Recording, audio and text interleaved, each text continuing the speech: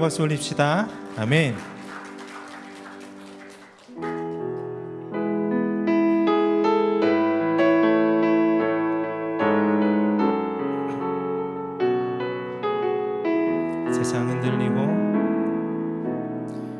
세상은 들리고 사람들은 변하여도 나는 주를 섬기니 주님의 사랑은 영원히 변하지 않네. 나는 주를 신뢰해. 세상은 들리고 세상은 들리고 사람들은 변하여도 나는 주를 섬기니 주님의 사랑은 영원히 변하지 않네. 나는 주를 신뢰해. 오직 믿음으로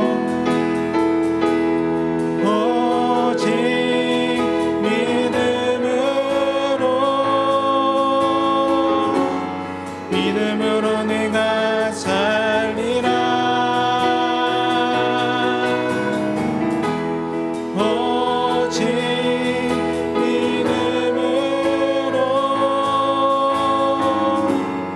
믿음으로 내가 살리라.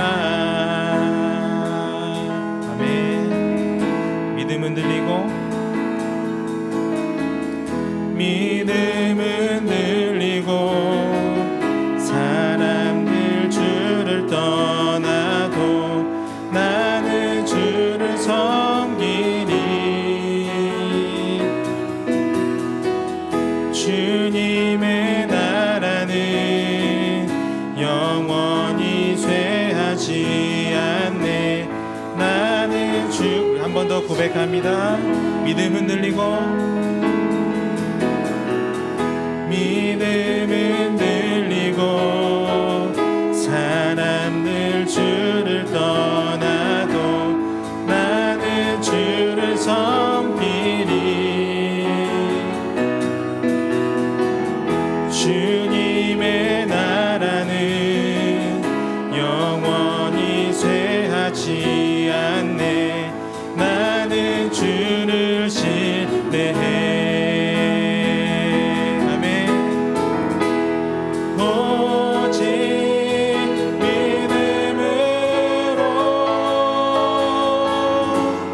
믿음으로 내가 살리라.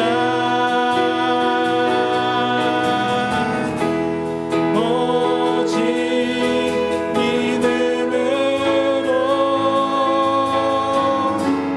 믿음으로 내가 살리라. 오직 의는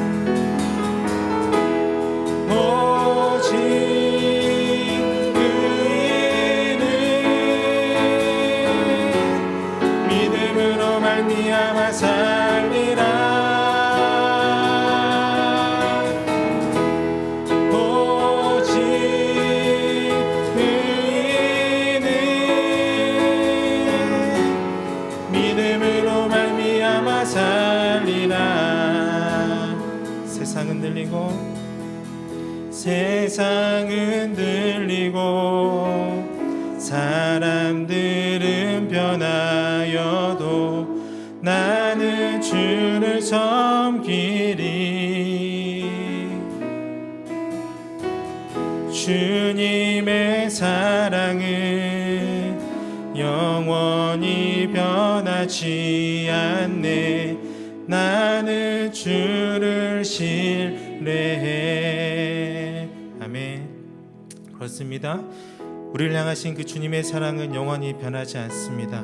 그 신실하신 그 주님의 사랑을 우리가 신뢰하며 나아갈 때 우리가 주님께도 날마다 우리 입술로 주님의 그 사랑을 고백하고 우리 믿음의 행실을 주님께 보이고 우리의 주님의 사랑을 또 우리가 행할 수 있는 것 같습니다. 시간 우리가 기도하며 나아갈 때 주님 세상이 흔들리고 우리 믿음이 흔들릴 때 다시 한 번 더 주님을 바라볼 수 있는 믿음을 우리에게 허락하여 주시고, 그 믿음 위에 서서 우리가 더 주님의 사랑을 나타내는, 주님의 영광을 나타내는 주님의 자녀로 살아갈 수 있도록 주님 인도하여 달라고. 자, 우리 그 주님을 기대하며 우리 기도하며 나아가도록 하겠습니다.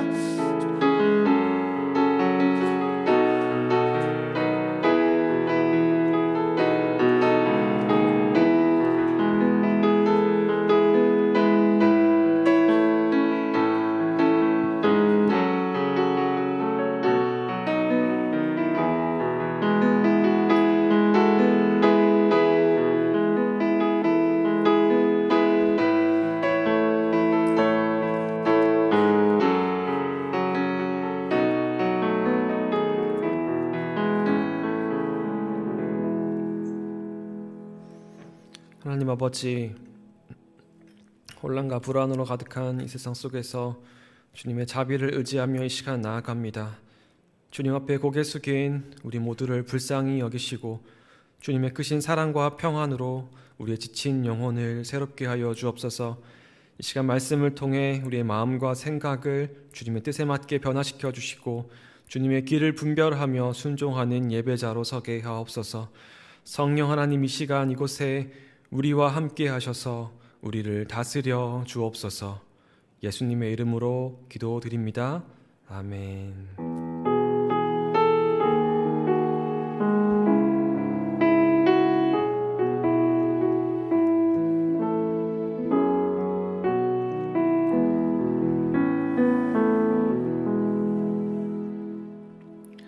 이번 주 학가다 말씀 우리 3번 읊조리며 우리 마음에 새기도록 하겠습니다. 창세기 18장 19절 말씀. 내가 그로 그 자식과 권속에게 명하여 여호와의 도를 지켜 의와 공도를 행하게 하려고 그를 택하였나니 이는 나 여호와가 아브라함에게 대하여 말한 일을 이루려 함이니라. 창세기 18장 19절 말씀. 창세기 18장 19절 말씀. 내가 그로 그 자식과 권속에게 명하여 여호와의 도를 지켜 의와 공도를 행하게 하려고 그를 택하였나니 이는 나 여호와가 아브라함에게 대하여 말한 일을 이루려 함이니라. 창세기 18장 19절 말씀. 창세기 18장 19절 말씀. 내가 그로 그 자식과 권속에게 명하여 여호와의 도를 지켜 의와 공도를 행하게 하려고 그를 택하였나니 이는 나 여호와가 아브라함에게 대하여 말한 일을 이루려 함이니라. 창세기 18장 19절 말씀. 아멘. 오늘 하나님께서 우리에게 주신 말씀 로마서 14장 1절에서 12절까지 말씀입니다. 로마서 14장 1절에서 12절까지 말씀입니다.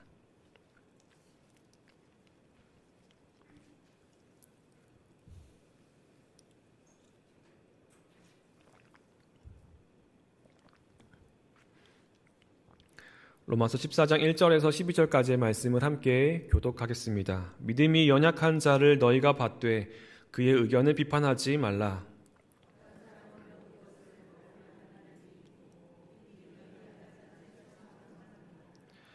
먹는 자는 먹지 않는 자를 업신 여기지 말고 먹지 않는 자는 먹는 자를 비판하지 말라.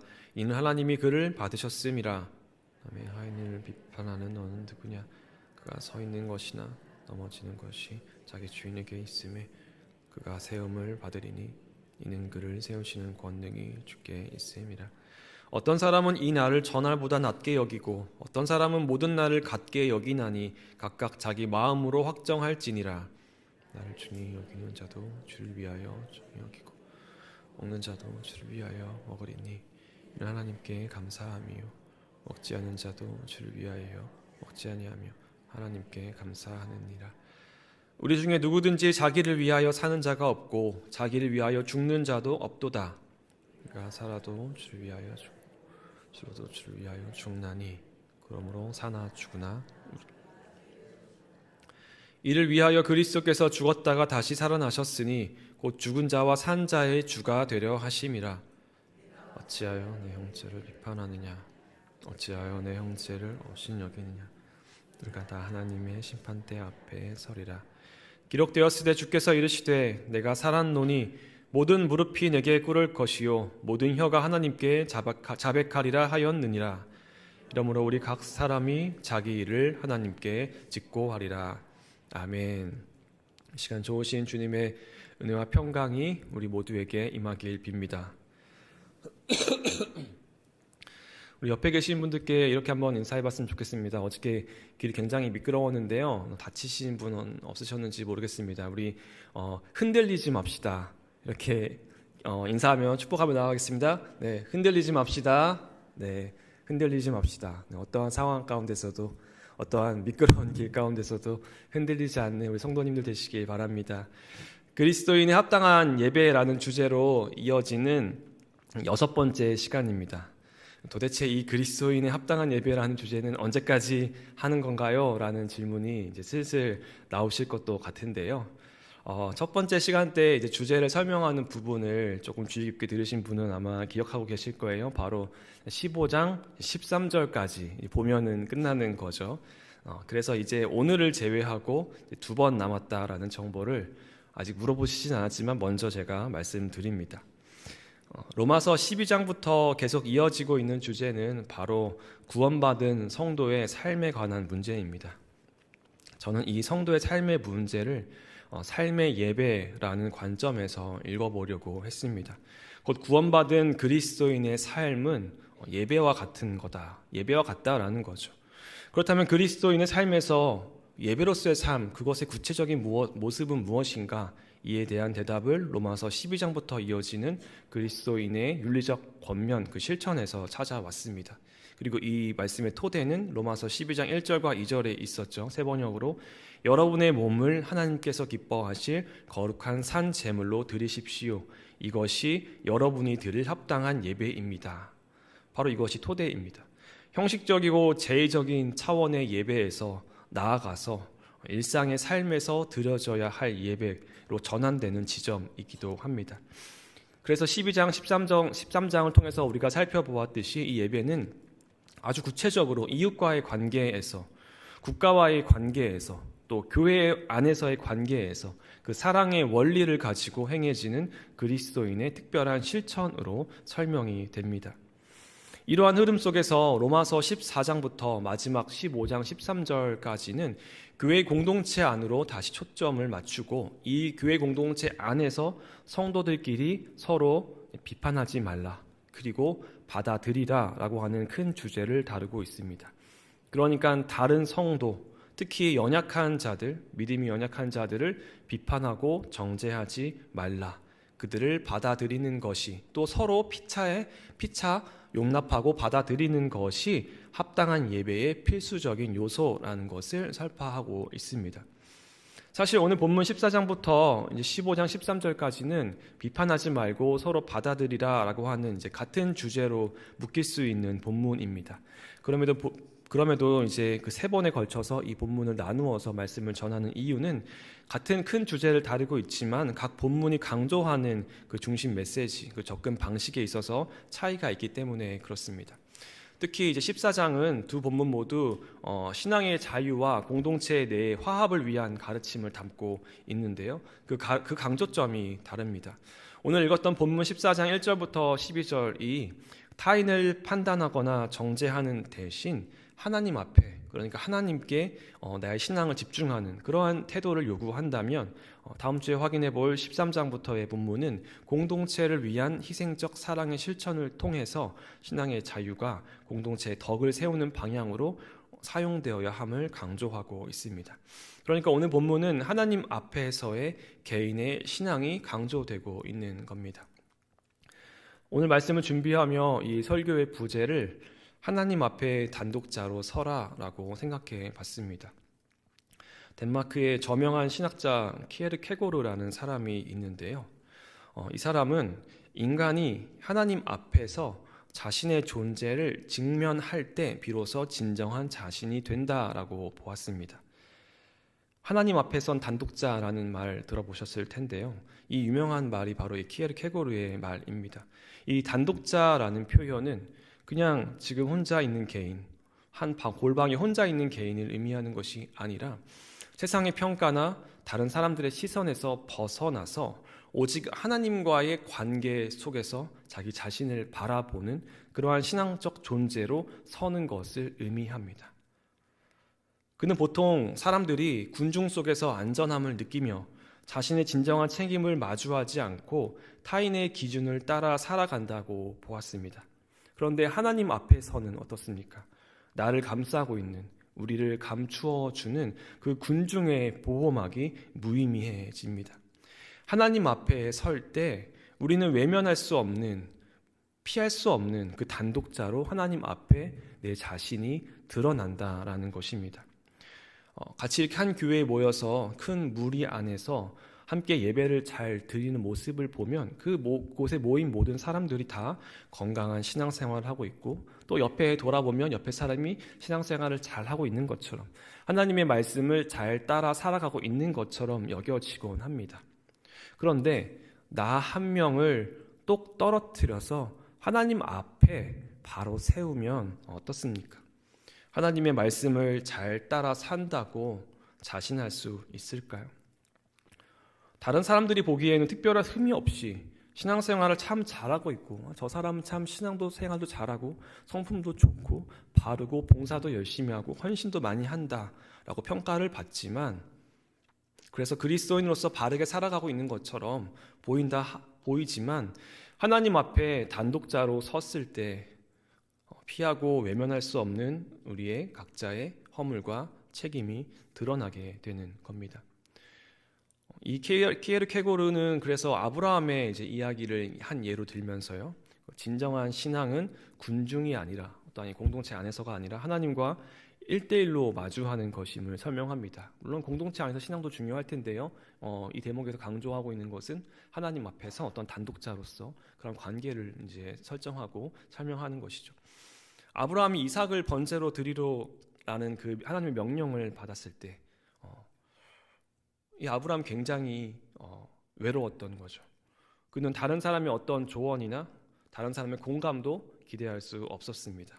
그는 오직 하나님과의 관계 안에서, 오직 하나님과만의 관계 안에서 그 명령을 이해하고 믿음으로 나아갈 수밖에 없었습니다.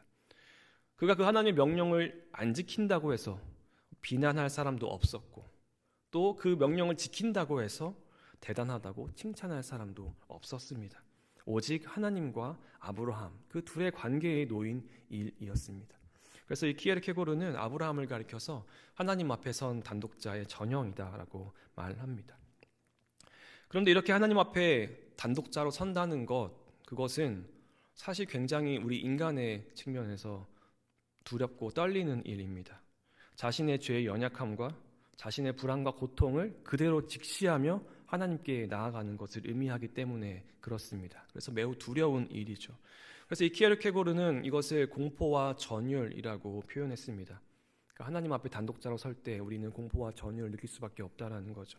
인간은 누구나 자신의 죄악과 실패를 마주할 때 두려움을 느낍니다. 하나님 앞에 내가 설 때, 나의 더러움이 드러날 때, 나의 추악함과 나의 거짓이 느껴질 때, 그때 우리는 공포와 두려움을 느끼는 것이죠. 그런데 이 키에르 케고르는 이러한 두려움이 참된 신앙으로 나아가는 문이다라고 강조합니다. 단독자가 되는 순간 우리는 자신의 연약함을 통해 우리의 연약함을 뛰어넘는 그 하나님의 은혜와 사랑을 의존하는 그 신앙의 길을 볼 수 있고 배울 수 있기 때문에 그렇습니다. 한편 이 키에르 케고르는 자기 기만을 가리켜서 인간의 근본적인 죄성으로 보았습니다. 그러니까 인간이라면 누구나 다 갖고 있는 그 죄의 본질, 바로 자기 기만이라고 하는 거죠. 우리는 종종 스스로를 정당화해서 다른 사람과 비교하여 우월감을 느끼며 진짜 자신의 모습을 속입니다. 이런 식이죠. 저 사람의 어떤 흠을 보면서 저 사람의 흠을 보며 비판하며 저 사람보다는 그래도 내가 낫지, 저렇게 하는 것보다는 그래도 내가 낫지 라고 여기며 자신의 연약함, 자신의 죄성을 정당화하고 감추는 것이죠. 그러나 하나님 앞에 단독자로 서게 될 때는 어떻습니까? 그 기만과 그 속임 앞에서 벗어날 수밖에 없습니다. 하나님 앞에서는 그 누구도 속일 수 없기 때문에 그렇습니다. 그래서 키에르 케고르는 자신의 진짜 모습을 인정하지 않고 회피하는 사람은 하나님과의 진정한 만남을 경험할 수 없다라고 보았던 겁니다. 우리의 주제인 이 그리스도인의 합당한 예배에서 이 합당한 예배는 공동체 안에서 형식적인 종교 의식에 참여하는 것으로 완성되지 않습니다. 예배자는 하나님과의 깊은 교제 속에서 진정한 자신의 모습을 직면하고 자신의 연약함과 부족함과 죄악됨을 인정하고 그 삶의 모든 영역에서 하나님께 헌신하는 사람입니다. 산 제사로 드리는 예배는 오늘 한 번에 스스로 만족스러운 예배가 아닌 것이죠. 오늘 예배가 참 좋았어. 오늘 찬양 시간이 참 좋았어. 오늘 설교가 참 좋았어. 합당한 예배는 내 이러한 기분의 만족이 아닌 겁니다. 이 시대의 풍조를 본받지 말고 마음을 새롭게 함으로 변화를 받아서 하나님의 선하시고 기뻐하시고 완전하신 뜻이 무엇인지를 분별하며 그 뜻을 내 모든 삶의 영역에서 이루어가는 그 모든 과정이 그리스도인의 합당한 예배인 겁니다. 이 하나님 앞에 선 단독자는 그래서 타인의 평가나 시선에서 벗어나서 오직 하나님 앞에 다른 사람이 보지 못하는 나의 모습, 그 이면의 모습까지 내어드리며 오직 나의 삶을 다른 사람의 평가가 아니라 하나님의 평가에 맡기는 사람입니다. 곧 비교나 평가를 넘어 오직 하나님과의 관계 속에서 자신의 삶을 성찰하는 사람입니다. 이렇게 군중 속에 숨어서 신앙하는 신앙인이 아니라 하나님 앞에 단독자로 나아가시는 성도님들 모두 되시길 바랍니다. 오늘 본문이 말하는 바 역시 그러합니다. 합당한 예배란 하나님 앞에 선 단독자로서의 삶의 고백이며 이 공동체 안에서 사랑과 존중으로 서로를 품어주는 태도입니다. 먼저 바울은 1절부터 4절의 말씀에서 서로 비판하지 말라라고 권고의 말씀을 전하는데요. 우리 1절 말씀을 함께 읽어보겠습니다. 1절입니다. 믿음이 연약한 자를 너희가 받되 그의 의견을 비판하지 말라. 아멘. 이를 세번역 성경은 믿음이 약한 이를 받아들이고 단순히 내가 맞고 너가 믿음이 약한 이를 받아들이고 그의 생각을 시비거리로 삼지 말라라고 번역합니다. 여기서 받아들인다라는 것은 단순히 내가 맞고 너는 틀리지만 그냥 내가 이해해 줄게 라고 하는 한낱 동정이 아니라 비판을 피하라, 비판을 하지 말라라고 하는 명령입니다. 당시 로마 교회에는 서로 다른 신앙 배경을 가진 공동체의 무리들이 있었습니다. 대표적으로 이제 유대인 그리스도인들이 있었고 또 이방인 그리스도인들이 있었죠. 그들은 음식 규례나 또 절기를 지키는 그런 문제에서 갈등을 겪었습니다. 예를 들어 어떤 이들은 여러 가지 음식들을 이제 자유롭게 먹었지만, 예를 들면 다른 우상에게 바쳐졌던 그런 제사의 음식들 사서 먹었지만, 다른 이들은 신앙적인 이유로 그런 것들을 먹지 않았고, 또 어떤 이들은 채소만을 먹기도 했습니다. 그런데 여기서 중요한 것은 그 차이가, 그 음식을 먹는 그 형태의 차이가 중요한 것이 아니라 믿음의 그 차이가 믿음의 본질을 흔들 만한 것은 아니라는 것입니다. 중요한 것은 그 행위가 주를 위한 것인가 하는 것입니다. 그래서 바울은 먹는 자는 먹지 않는 자를 업신 여기지 말고 먹지 않는 자는 먹는 자를 비판하지 말라라고 말합니다. 왜냐하면 하나님께서 그들을 받으셨기 때문에 그렇습니다. 이 음식 먹는 문제에 대해서는 이제 다음 주 본문에도 나오기 때문에 오늘은 그 핵심만 이제 언급하려고 합니다. 이 문제에 대한 본문의 입장은 그 먹는 형식, 그 먹는 스타일의 차이를 빌미로 서로를 업신여기거나 정죄하지 말라는 것입니다. 업신여긴다는 것은 그 대상을 아무것도 아닌 것처럼 여기는 것, 그러니까 경멸하는 그런 경멸적인 태도를 가리키는 말입니다. 나와 음식 먹는 것에 대한 다른 그런 신앙적 입장을 가진 사람을 그래서 경멸하거나 하찮게 여기지 말라, 무시하지 말라, 틀렸다고 너 죄인이라고 정죄하지 말라라고 하는 것입니다. 이 업신여기고 정죄하는 일이야말로 서로를 향한 그 아가페적 사랑, 그 사랑이 결여된 마음에서 그 상태에서 비롯된 것이기 때문에 그렇습니다. 뿐만 아니라 시비거리로 삼고 논쟁거리로 삼는 일은 그 아가페의 사랑의 관용으로 피차 용납하는 태도에 비하면 중요한 것이 아니기 때문에 그렇습니다. 무엇보다도 하나님께서 그를 용납했다라고 하는 그 사실이 피차 정죄하는 일을 버려야 함을 말하고 있습니다. 이어지는 4절 말씀이 다시 한번 예리하게 우리의 교만을 지적합니다. 우리 함께 4절 말씀 읽어볼 텐데요. 4절 말씀입니다. 남의 하인을 비판하는 너는 누구냐? 그가 서 있는 것이나 넘어지는 것이 자기 주인에게 있음에 그가 세움을 받으리니 이는 그를 세우시는 권능이 주께 있음이라. 아멘. 종이 주인의 뜻을 따라 섰거나 넘어졌다면 그에 대한 판단은 주인에게만 속해 있습니다. 마찬가지로 우리 모두는 하나님의 종이며 우리의 삶에 대한 판단은 그래서 오직 하나님께만 속해 있다라는 말씀입니다. 그러니 다른 사람을 비판하고 비난하는 자는 마치 하나님의 자리에 서려고 하는, 그 하나님의 자리를 차지하려고 하는 교만한 심판자와 같다는 말씀입니다. 종종 우리가 빠지는 신앙의 오류는 이런 것이죠. 나도 모르게 어느새 내가 이제 교만한 심판자의 자리에 올라서게 되는 것입니다. 오늘 말씀을 준비하며 어려웠던 점은 저 역시 이 오류의 수탉에 빠지기 때문입니다. 그래서 아주 정신이 번쩍 들게 하는 오늘의 말씀인데요. 보통 이 오류는 신앙생활을 오래 하고 또 열심히 한다고 자부하는 이들에게 많이 나타나는 것 같습니다. 하나님은 분명 우리에게 성도를 사랑하라, 격려하라, 그러한 의미에서 공동체를 허락하시고 이 교회를 허락하셨는데 판단하고 정죄하는 일에 우리가 몰두할 때가 많은 것 같습니다.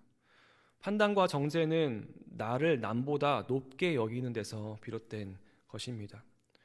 우리는 너무나 자주 성도가 같은 하나님의 백성이라는 사실을 잊어버릴 때가 많습니다. 그래서 그 성도 역시 하나님의 백성이고 그를 인도하시는 분 역시 하나님이시라는 것을 잊어버릴 때가 많습니다. 그래서 나의 판단과 나의 생각과 나의 기준과 그 가르침으로 그 사람을 올바르게 이끌어야 한다는 욕망에 사로잡히기도 합니다. 남보다 나를 높게 여기기 때문입니다. 그렇기 때문에 우리는 날마다 정신을 바짝 차리고 하나님 앞에 바로 서도록 애써야 합니다. 하나님 앞에 우리가 바로 서지 못했을 때 나도 모르게 어느새 심판자의 자리에 올라 하나님의 자리를 차지하게 되는 것이죠. 그러나 우리의 자리는 심판자의 자리가 아니라 예배자의 자리일 줄 믿습니다. 심판과 판단, 하나님의 권한인 것이죠. 사랑하는 성도 여러분, 사람을 판단하는 그 자리에 서기보다 오직 예배자에 서기를 바랍니다. 한편 바울은 5절에서 어떤 사람은 이날을 전날보다 낮게 여기고 어떤 사람은 모든 날을 같게 여긴다라고 말합니다. 먹는 것과 비슷한 문제이죠. 당시 이제 안식일이나 절기를 지키는 문제는 여전히 많은 유대인 그리스도인들에게 중요한 신앙의 문제였는데요. 이방인 출신 이제 신자들은 특정 절기나 안식일을 구별하는 것보다 모든 날을 동일하게 여기려고 하는 그런 경향이 짙었습니다. 이는 그들의 신앙의 자유를 강조하면서 특정 날에 얽히지 않으려고 하는 그러한 태도를 보였기 때문인데요. 바울은 이 문제를 해결하기 위해 5절에서 이렇게 말씀하죠. 각각 자기 마음에 확정할지니라. 여기서 중요한 것은 행동의 그런 표면적 방식이 아니라 그 안에 담긴 동기와 목적입니다. 즉 모든 행동이 주님을 위한 것인가 하는 물음입니다. 각각 자기 마음에 확정할지니라. 그러니까 그냥 당신들 마음대로 하십시오. 이것이 아니라 모든 행동이 주님을 위한 것인지 그 동기와 목적이 주님을 위한 것인지 바로 그것이 중요하다라는 겁니다. 안식일과 음식 규례를 지키는 사람이나 그렇지 않은 사람 모두 하나님께 감사하는 마음으로 하나님의 영광을 위하여서 행동한다면 그건 모두 그 자체로 하나님 앞에 예배가 될 겁니다. 중요한 것은 외형적인 행동보다도 내면의 확신과 감사의 태도입니다. 이제 몇 년 전 코로나가 시작됐을 때 온라인 예배라는 것이 이제 화두가 되었죠. 온라인 예배는 과연 합당한 예배인가? 어떤 이들은 무조건 이 예배당에 나와서 예배를 드려야 한다고 했고요. 또 어떤 이들은 시대적 요구에 맞춰서 온라인으로 예배를 드려도 괜찮다라고 했습니다. 물론 이제 교회에 함께 모여서 성도의 교제를 나누며 함께 얼굴을 마주하며 이렇게 예배 드리는 것이 전통적인 입장에서도 그렇고 또 예배의 분위기와 그 깊이와 강도 면에서도 좋은 건 사실입니다. 그러나 집에서 화면을 보고 예배를 드린다고 하는 것이 예배로서의 기준 미달인 것이냐 하면 또 그렇게만 볼 수는 없는 것이죠. 옛날로 치자면 이제 그 전자기기로 성경 말씀을 봐도 되는가? 아니면 꼭 반드시 성경책으로 하나님의 말씀을 봐야 하는가 하는 논란입니다. 그러나 강산이 이제 두세 번 바뀔 법한 시간이 흐른 지금은 누구도 전자기기를 통해 성경 말씀을 읽는다고 해서 그 말씀의 무게가 떨어진다라고 생각하지는 않는 것 같습니다. 그 외면의 형식이 중요한 것이 아니기 때문에 그렇습니다. 중요한 건 종이 성경책이냐 아니면 전자기기로 보는 성경이냐, 그것이 아니라 그 말씀을 보고 읽고 듣는 그 사람의 중심이 중요한 것이기 때문입니다. 현장이냐 온라인이냐 보다 그 본질은 예배를 드리는 사람이 그 마음이 진실됐냐라는 것입니다. 그래서 바울은 결론적으로 이렇게 권면합니다. 7절과 8절 말씀인데요. 우리 함께 7절과 8절 말씀 읽어보겠습니다. 우리 중에 누구든지 자기를 위하여 사는 자가 없고 자기를 위하여 죽는 자도 없도다. 우리가 살아도 주를 위하여 살고 죽어도 주를 위하여 죽나니 그러므로 사나 죽으나 우리가 주의 것이로다. 아멘. 이를 고린도전서 10장에서는 이렇게 말씀합니다. 만일 내가 감사함으로 참여하면 어찌하여 내가 감사하는 것에 대하여 비방을 받으리요. 그런즉 너희가 먹든지 마시든지 무엇을 하든지 다 하나님의 영광을 위하여 하라. 아멘.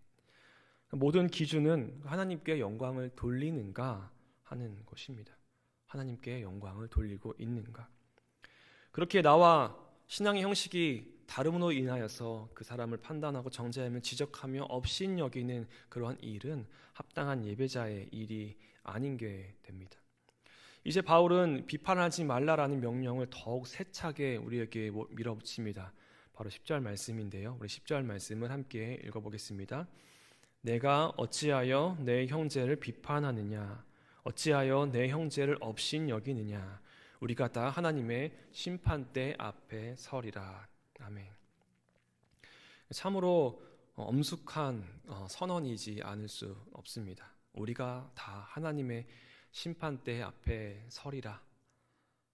서두에 말씀드렸던 그 키에르케고르의 말과 통하는 대목입니다. 우리는 언젠가 다 하나님 앞에 단독자로 그 심판대 앞에 서게 됩니다. 하나님 앞에 결국 홀로 서게 될 때가 옵니다. 바울은 이사야서 45장 23절을 인용하죠. 그때에 모든 무릎이 내게 꿇을 것이요 모든 혀가 하나님께 자백하리라. 하나님 앞에 선다는 것은 우리의 모든 생각과 말과 행동이 하나님의 공의로운 시선 아래 드러나는 것을 의미합니다. 우리는 하나님께 인생의 최종 결산을 드리게 될 것입니다. 그때에 하나님께서는 우리가 서로를 판단하거나 비난한 일이 있는지 물으실 것입니다.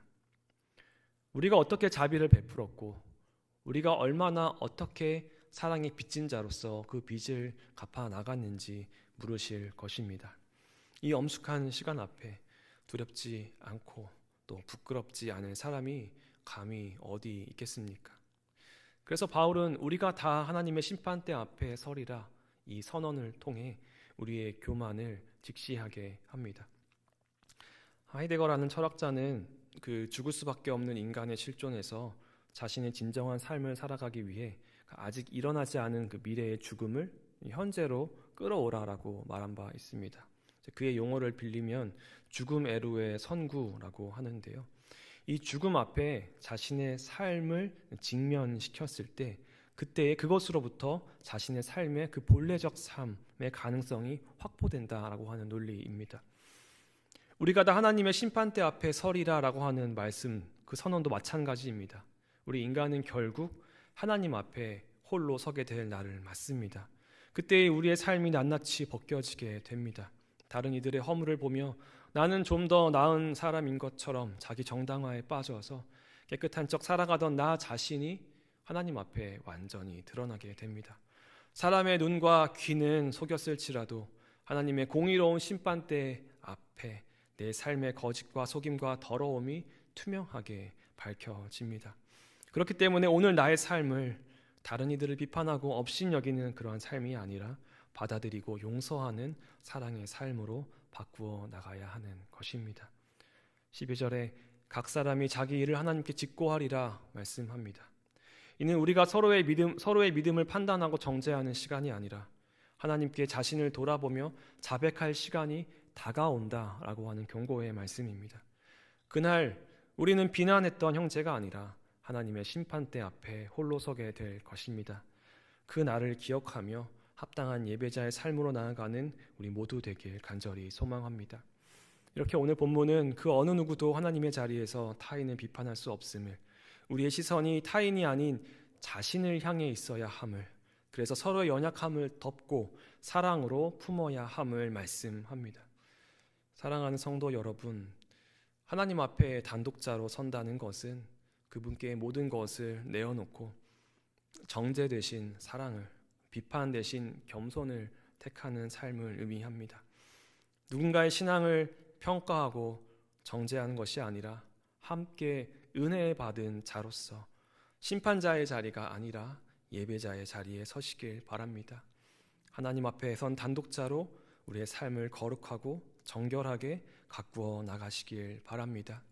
오늘 하나님께 사나 죽으나 주님의 것입니다 라고 하는 고백을 드리는 예배자가 되길 원합니다. 우리의 삶을 하나님께 영광 돌리는 예배의 삶으로 채워나가는 그 은혜가 우리 모두에게 임하길 간절히 소망합니다. 이 시간 함께 찬양하며 결단하며 나아가겠습니다. 언제나 내 모습 너무나 부끄러워라는 찬양인데요. 함께 찬양하며 결단하며 나아갑시다.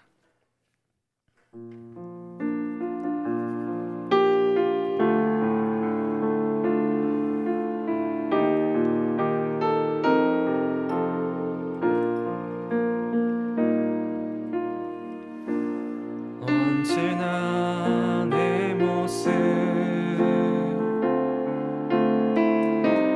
너무나 부끄러워 무릎으로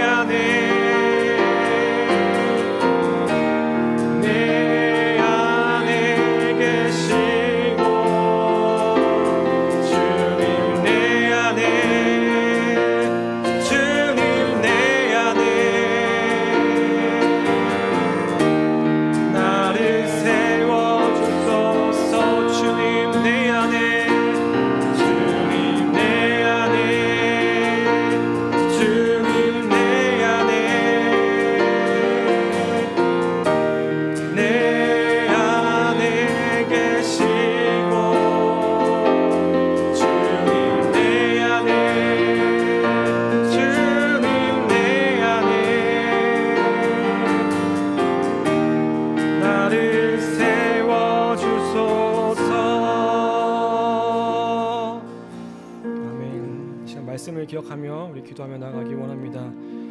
오늘 주신 말씀을 우리 마음에 새기고 살아가기 원합니다.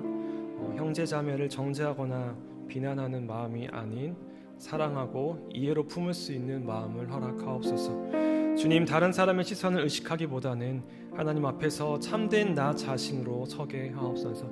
나의 생각과 기준을 내려놓고 주님의 뜻을 따르는 믿음을 허락하셔서 내 삶이 어디서나 주님을 예배하는 향기로운 제물이 되게 하옵소서. 우리 이러한 간구의 내용을 가지고 함께 기도하며 나아갈 때 우리 주여 한번 부르시고 기도하겠습니다. 주여! 아버지, 시간 정말 나아갑니다. 주여, 아버지 주님 앞에 아버지 한복자가 세워주시옵소서. 아버지, 내가 군중 속에서 숨어서 아버지 나의 아버지 더러움과 나의 연약함과 나의 죄성을 아버지 감추며 그 숨는 것이 아니라 아버지 이 시간 아버지 주님 앞에 나아가 아버지 주님 앞에서 한복자가 서게 하여 주시옵소서. 아버지 내 안에 무엇과 아버지 내 안에 교만함과 내 안에 아버지 특별과 내 안에 때들을 주여 발견하게 하여 주시고 바라게 하여 주시고 아버지 주님 앞에 아버지 내 자신에게 아버지 나의 삶을 주여 정결한 삶으로 아버지 거룩한 삶에 이르러 나의 삶을 주여 부여 주시옵소서. 아버지 이 시간 부끄럽고 아버지여 우리의 모습을 주여 불쌍히 여겨주시고 아버지여 우리를 모습을 믿으러 아버지 주님 앞에 회개하여 나아가게 하여 주시고 아버지 엎드려 기도하며 회개하며 나의 아버지 나의 교만함을 주여 내려놓으며 아버지 회개하는 삶을 나아가게 주시옵소서. 주여 아버지 우리에게 회개함을 부어주시옵소서. 아버지 다른 사람의 아버지 모습을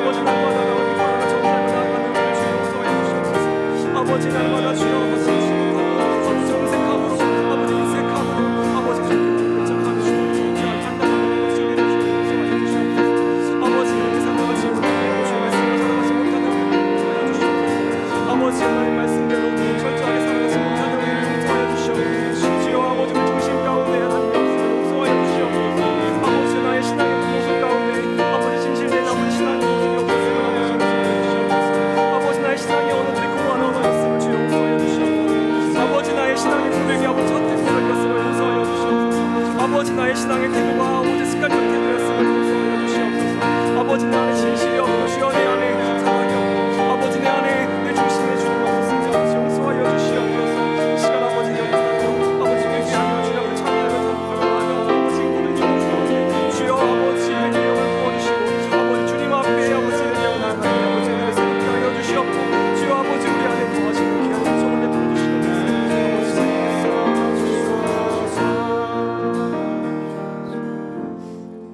한 번 더 기도할 때 우리 가정과 자녀들을 위해서 기도하기 원합니다. 우리 가정과 자녀들이 나와 내 집은 여호와를 섬기겠노라 결단하는 가정과 자녀들 될 수 있도록 기도하기 원합니다. 주님의 말씀을 중심으로 믿음의 가정을 세워가게 하옵소서. 특별히 자녀들에게 지혜와 믿음을 주시고 우리 자녀 세대가 주님의 뜻을 이루는 거룩한 세대로 자라나게 하옵소서. 현실의 모든 어려움 속에서도 주님을 의지하며 감사와 기쁨이 넘치는 그러한 가정으로 세워 주시옵소서. 이러한 간구의 내용으로 함께 기도하며 나아갈 때 우리 주여 한번 부르짖고 기도하기 원합니다. 기도하시겠습니다. 주여!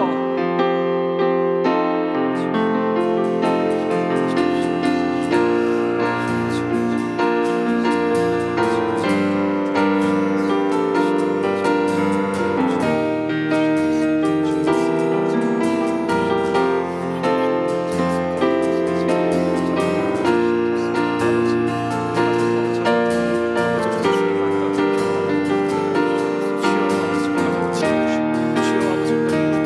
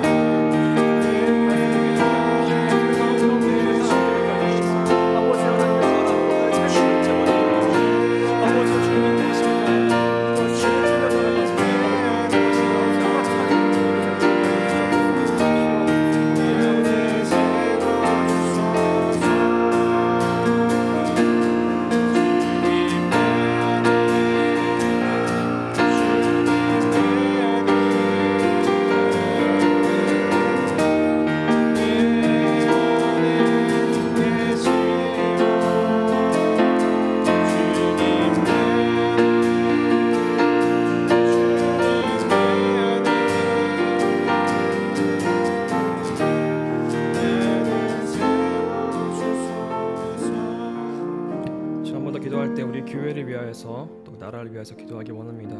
먼저 진행되고 있는 회복과 치유 집회를 통하여서 많은 성도들이 회복되고 치유되는 은혜를 누리게 하옵소서 기도하기 원합니다. 또 돌아오는 토요일 주일 소년부 겨울 성경학교 진행되는데 주님의 은혜로 가득 채워지는 시간이 되고 또 우리 소년부 친구들이 하나님을 만나는 그러한 귀한 시간 될 수 있도록 기도하기 원합니다. 또한 이대 담임 목사 청비매의 모든 과정과 또 그 결과가 하나님의 뜻에 합하게 이루어질 수 있도록 기도하기 원합니다. 또 나라를 위해서 기도할 때 이 혼란한 정국이 속히 안정되게 하시고 또 그 가정 가운데 어떠한 무력 충돌도 일어나지 않도록 이런 간구의 내용 가지고 하나님께 함께 기도하며 나아가겠습니다. 우리 다시 한번 주여 부르짖고 함께 기도하며 나아갑니다. 주여!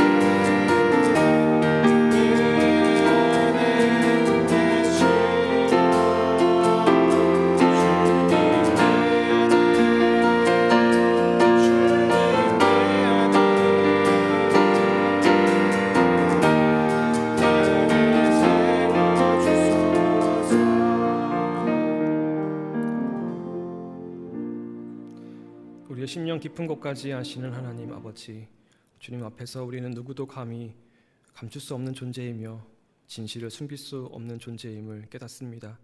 오직 우리를 판단하시는 분은 주님이시오니 오직 주님의 말씀에 합하게 하시고 주님께 드려지는 헌신의 삶으로 우리를 이끌어 주옵소서. 서로를 비판하지 않고 주님 앞에 선 단독자로서 겸손히 자신을 돌아보게 하시고 주님을 위한 삶과 그 죽음을 고백하며 오직 주님의 영광을 위하여 살아가게 하옵소서. 또한 우리가 예배 형식에 머무르지 않고 우리 삶 속에서 주님의 사랑을 드러내는 살아있는 예배를 살아가게 하여 주옵소서. 우리 가정과 교회와 직장과 일상 속에서 우리를 통해 주님의 평화와 사랑이 흘러가게 하시고 그 길을 걸어갈 힘과 담대함을 더하여 주옵소서. 이 모든 말씀 예수님의 이름으로 간절히 기도드립니다. 아멘. 이제 주기도문으로 하나님께 기도드리고 영역별 기도로 모여서 나아가겠습니다. 계속해서 이곳에서 개인의 깊은 기도로 나아가셔도 되겠습니다. 기도하겠습니다. 하늘에 계신 우리 아버지, 아버지의 이름을 거룩하게 하시며 아버지의 나라가 오게 하시며 아버지의 뜻이 하늘에서와 같이 땅에서도 이루어지게 하소서.